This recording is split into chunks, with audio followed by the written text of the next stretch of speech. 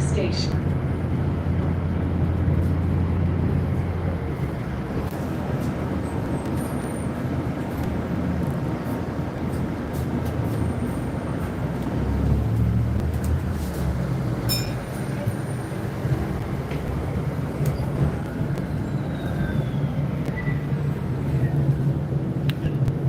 Good afternoon.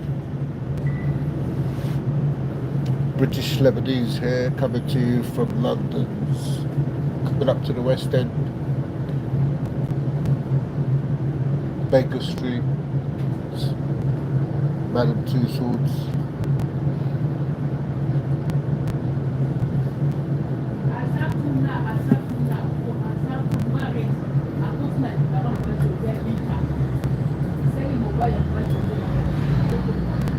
Harley Street. We've heard some news in Lebanon that the Western-backed leader in Lebanon, Samir Shmayed, has come out with information saying that anybody who calls for the death of a person should be criminalised. Well, what can I say? To Marble He was acting in relation to a fatwa that has been issued by a scholar, by a sheikh.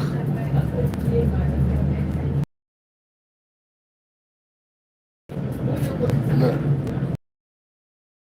attack on religion, on a fatwa. Now, we can understand the difference between people calling for the death of people like Lindsay from, the Senator Lindsay from America does it all the time, left, right and centre. We can understand if it's a case of people doing it, but Baker Street is Station. this an attack on a religion? I don't know. I think it's worthy of discussion. I think that if we're starting to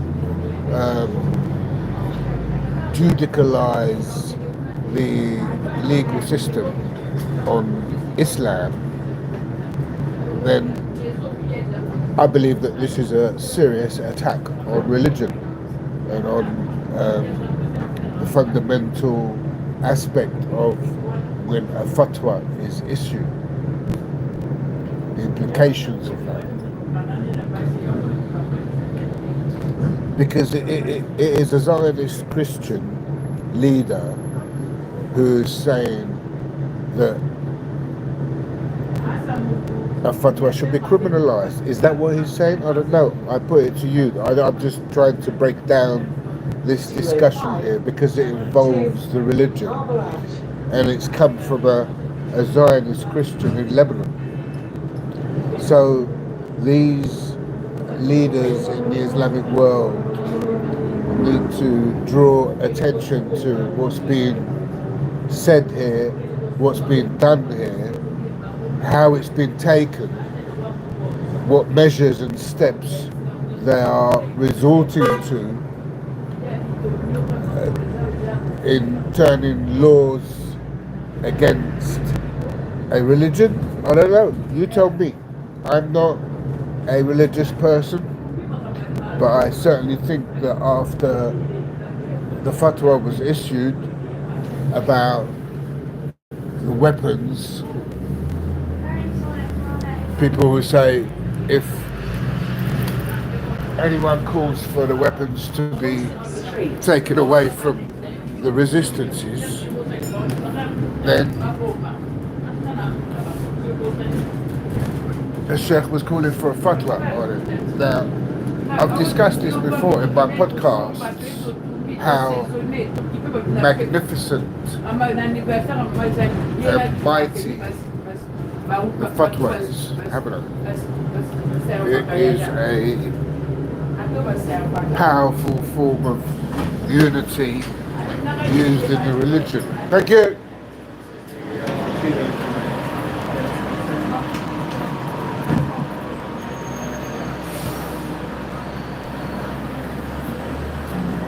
It's an interesting subject, and it's a dangerous one. But it could backfire both ways.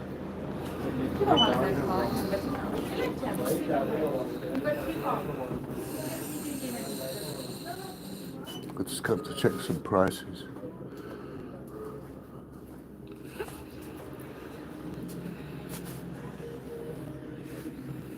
Where it is?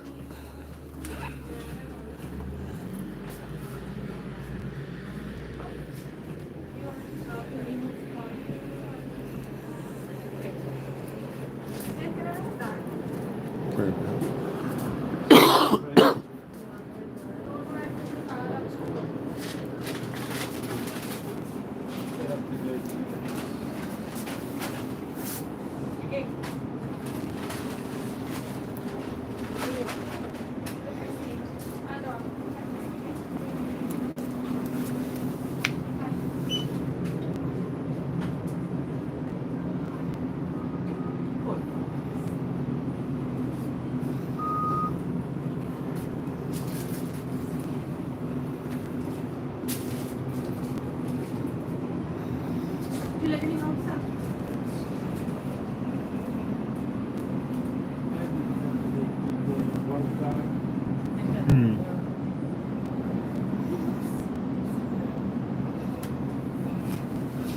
Do you like any help with the honey? Come to check your deals on your honey, because sometimes you have prices that Yeah, are all the time. Now buy also. one for half price, extra, buy one, and then I just come to Okay. see the top range prices. Oh, Thank you very much.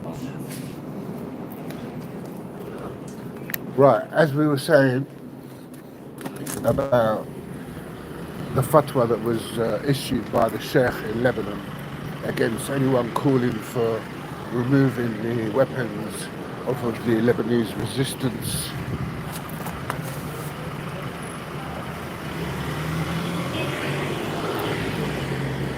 And I just think that if they're going to try to criminalize Islam, an Islamic act, then they should be called to attention, and it could backfire on them. If Samir Zmayel is calling for the law to change on when a sheikh issues a fatwa, how's that going to be implicated in other countries? Because the law is in the fatwa resonates across the whole of Islam, anywhere you go. So, well, we're coming up to that building where it's across the road. We're coming up to that building where the drilling, the oil rig out in Lebanon, between Lebanon and Syria. Lebanon and occupied and invaded Palestine, otherwise known as Israel. And I didn't want to walk past the building just in case they log me with the police again, because when I was arrested, they had on their data that I was seen outside Accurist house. And it's funny that, isn't it? I done an advert for Accurist watches, but that's another subject. And they'd logged it down that I was filming outside on a pavement, which is quite normal, really. But it was taken, I don't know why, maybe because I'm Lebanese. So I've just walked away across the other side of the pavement just to avoid that from happening.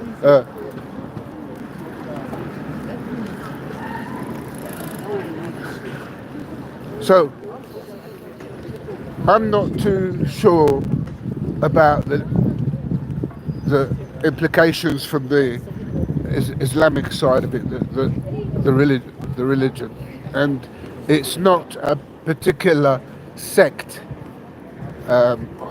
differentiation. Yeah, they'd like to think it is, but it's not. Other countries change it, change certain meanings of translations in the Quran and certain positions, like for example, ayatollahs are more frequented in Iran than in other countries, and what was the other one? Sayyid. No, not Sayyid. I can't remember there was. Anyway, I'm not too good on the Islamic intellectual side of that or the knowledge of it, but nevertheless, it does cross the wires of a. Essentially, it's not just an attack on the religion from using the legal side of it to punish these scholars, but it certainly is worthy of a discussion, and I throw this into the diaspora of the nuptials of Islam and the intellectuals to bring this into discussion. If we are saying that we are criminalizing parts of the Quran in Lebanon, then say so. Yeah, come out and say so. Come out and say so, and say if a fatwa is issued, whoever issues that fatwa, yeah, will be criminalized. Is that what we're saying? We need clarity, we need definitions, we need meanings of what Samir Ismail is saying. Yeah, he's a Zionist Christian. I put cult on the headline, on the heading of this YouTube, because I believe the word Zionist gets pushed down in the view like this video will be, because it's pretty much